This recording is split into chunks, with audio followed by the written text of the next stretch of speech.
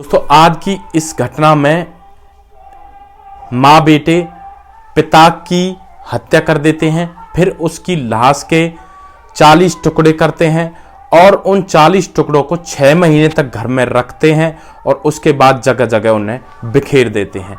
दोस्तों आखिर इस घटना में ऐसा क्या हुआ जो एक व्यक्ति के साथ इतनी बड़ी दरिंदगी होती है, उसकी ऐसी हालत होती है। इस घटना की पूरी जानकारी के लिए आप हमारे वीडियो को अंत तक जरूर देखें। नमस्कार दोस्तों, मैं प्रेम सिंह महाबली, हरियाणा ट्रेंड पलवल चैनल में आपका स्वागत है। दोस्तों यह जो आज की घटना है यह दिल्ली के पांडव नगर की है। दोस्तों दिल्ली में आजकल श्रद्धा मर्डर केस चला हुआ है जिसमें पुलिस उसके कटे हुए टुकड़ों को अंगों की तलाश कर रही है। दोस्तों इतने में ही पुलिस के पास एक फोन आता है जिसमें एक व्यक्ति पुलिस से कहता है कि साहब हमारे पड़ोस में एक अंजना दास नाम का व्यक्ति रहा करता था जो पिछले 6 महीने से गायब है और जो उसके परिवार वाले हैं उन्हें भी इस बात के बारे में पूरी जानकारी है, लेकिन ना तो उन्होंने पुलिस के पास रिपोर्ट दर्ज कराई है और ना ही उन्हें उसके गायब हो जाने की टेंशन है। दोस्तों पुलिस अब सीधी अंजना दास के घर पहुंचती है तो वहां पर पुलिस की मुलाकात जो अंजना दास की पत्नी होती है उससे और उसके बेटे से हो जाती है। बेटे का नाम दीपक होता है जिसकी उम्र करीब 28 साल होती है। दोस्तों पुलिस सीधे ही उस पत्नी से जाकर यह सवाल करती है कि तुम्हारे पति अंजना दास पिछले 6 महीने से गायब हैं लेकिन तुमने पुलिस में रिपोर्ट दर्ज नहीं कराई। दोस्तों पुलिस को करीब 6 महीने पहले वहीं पर पांडव नगर में रामलीला ग्राउंड में जो शरीर के कटे हुए टुकड़े थे वो मिले थे। अब पुलिस उन कटे हुए टुकड़ों को उस अंजना दास के केस के साथ जोड़ना शुरू कर देती है और इसके चलते जो माँ बेटे होते हैं उन पर पुलिस का शक दौड़ जाता है और दोनों को रिमांड पर ले लेती है और उनसे सख्ती से पूछताछ की जाती है। तो सख्ती से पूछताछ करने पर दोनों माँ बेटे टूट जाते हैं और पुलिस के सामने सारी सच्चाई बयां कर देते हैं। वह औरत पुलिस को बताती है कि साहब मेरी यह तीसरी शादी है, इससे पहले मेरी दूसरी शादी कल्लू नाम के व्यक्ति से हुई थी जिसका एक बेटा यह 28 साल का और एक बेटी थी जिसकी उम्र 18 साल थी। अब कल्लू की अचानक बीमारी की वजह से मौत हो जाती है तो इसके चलते मैं तीसरे पति की तलाश करती हूं और अंजना दास से मेरी मुलाकात हो जाती है।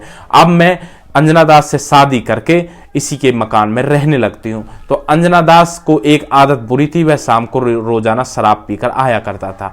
अब मैंने अपने बेटे दीपक की शादी कर ली थी। अब एक नई नवेली दुल्हन हमारे घर में आ गई थी, लेकिन दीपक जैसे ही शाम को शराब पीकर आया करता था तो वह मेरी बहू के साथ बदतमीजी किया करता था, उसके साथ छेड़खानी किया करता था, गालियां दिया करता था।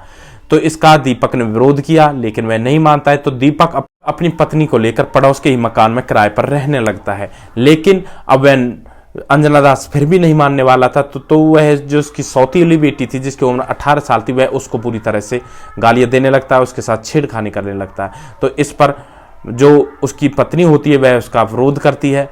अब लेकिन वह अंजना दास नहीं मानने वाला था तो दोनों माँ बेटे मिलकर प्लान बनाते कि अंजना दास को रास्ते से हटाना होगा। तो एक दिन जैसे ही अंजना दास शाम को दारू पीता है तो उससे पहले दोनों माँ बेटे उसके दारू में, उसकी शराब में कुछ नशे की गोलियां मिला देते हैं और जैसे ही अंजना दास उस शराब को पीता था वह नशे में पूरी तरह से सो जाता है। तो इसके पश्चात दोनों माँ बेटे उसका गला दबा देते हैं। फिर दोनों वहीं पर बैठ जाते हैं और प्लान बनाते हैं कि इसके शरीर के टुकड़े किए जाएं और इन टुकड़ों को काटकर फिर बाहर फेंक दिया जाएगा। दोस्तों इसके पश्चात दोनों माँ बेटे आरी लाते हैं और उसकी लाश के टुकड़े टुकड़े करके जगह जगह रामलीला मैदान में 5 टुकड़ों को फेंक दिया जाता है और बाकी और कुछ टुकड़ों को जो नाले होते हैं उनमें फेंक दिया जाता है। दोस्तों पुलिस को वो टुकड़े रामलीला मैदान से मिले थे क्योंकि वहां पर बहुत बड़ा कचरे का ढेर था। उन्होंने सोचा कचरे के ढेर में फेंक देंगे तो किसी को पता भी नहीं चलेगा, लेकिन दोस्तों यहाँ पर दोनों अपना जुर्म कबूल कर लेते हैं। पुलिस उन दोनों के ऊपर हत्या का मुकदमा दर्ज कर लेती है। अब दोस्तों आप लोग उन दोनों आरोपियों के बारे में क्या कहना चाहते हो, उन माँ बेटों को क्या सजा मिलनी चाहिए, कैसी सजा मिलनी चाहिए, आपकी जो भी राय है आप कमेंट बॉक्स में हमें दे सकते हैं।